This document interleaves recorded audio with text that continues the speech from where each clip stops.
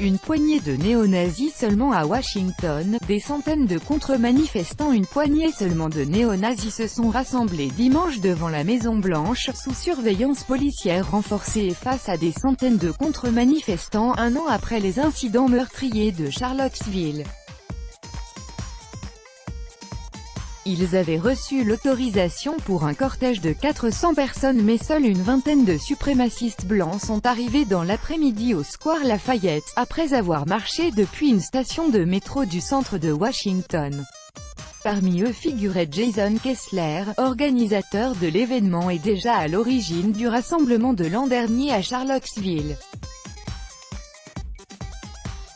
Les manifestants ont été accueillis par au moins 300 militants antiracistes qui leur ont crié « Honte à vous » et « Partez de ma ville ». La ville de Washington avait accordé à l'organisation informelle Unite the Right, à l'origine du rassemblement de Charlottesville, Virginie, en 2017, un créneau de 17h30 à 19h30, mais le groupe de manifestants a quitté les lieux aux environs de 18h. Des manifestants contre des sympathisants néo-nazis, le 12 août 2018 à Washington. Copyright AFP, Daniel Slim. Pour empêcher tout contact entre manifestants et contre-manifestants, un important dispositif policier avait été mis en place, avec plusieurs artères interdites à la circulation.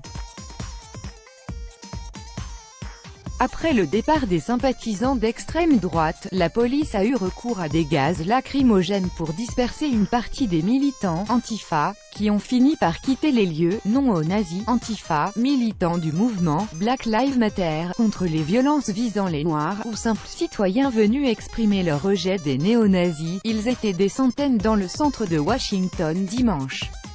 Des militants opposés au rassemblement néo-nazi manifestent devant la Maison-Blanche, le 12 août 2018 à Washington. Copyright AFP, Eric Barada. Certains avaient commencé à se rassembler dès le début d'après-midi, brandissant notamment des pancartes disant « Non aux nazis »,« Non au Ku Klux Klan »,« Non à une Amérique fasciste ». Certains disent que la meilleure stratégie, c'est d'ignorer les suprémacistes blancs, que nous leur accordons trop d'attention.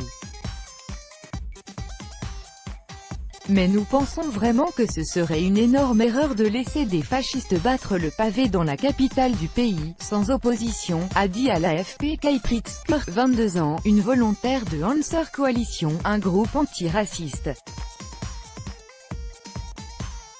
Un autre contre-manifestant, un Américain noir qui a seulement donné son prénom, Jim, a dit avoir le sentiment que les États-Unis étaient plus racistes sous Donald Trump. Ça a enhardi les mecs blancs.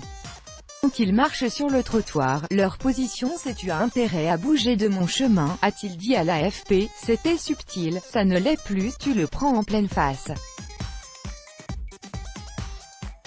C'est comme l'Allemagne nazie. Unite the Right avait conseillé à ses partisans de ne ramener que des drapeaux américains ou confédérés, et de ne pas répondre avec colère aux provocations. Les armes à feu avaient été interdites sur les lieux de la manifestation, même pour les personnes ayant des permis.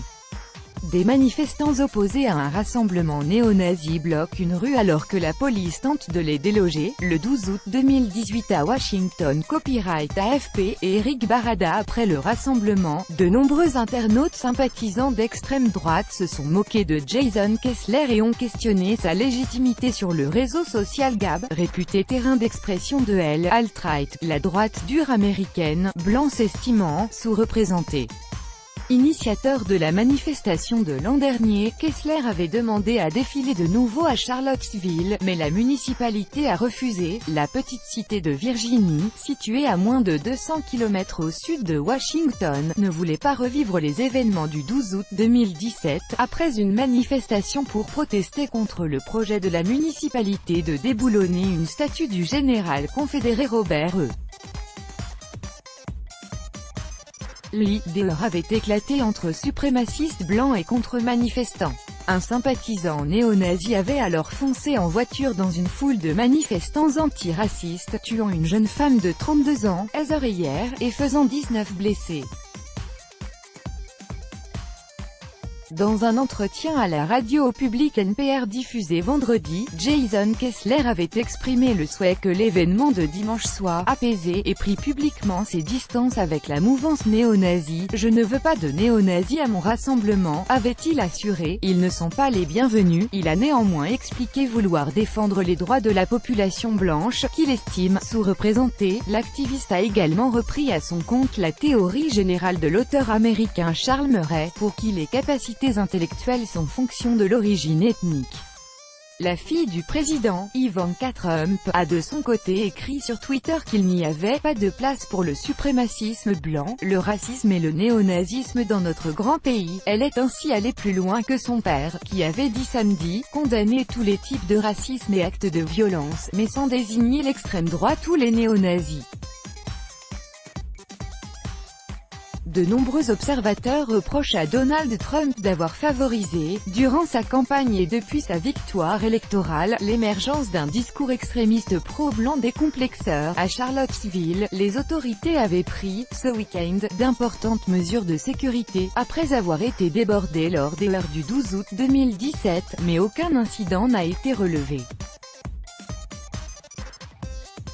Tout droit de reproduction et de représentation réservé, copyright 2018, Agence France Presse.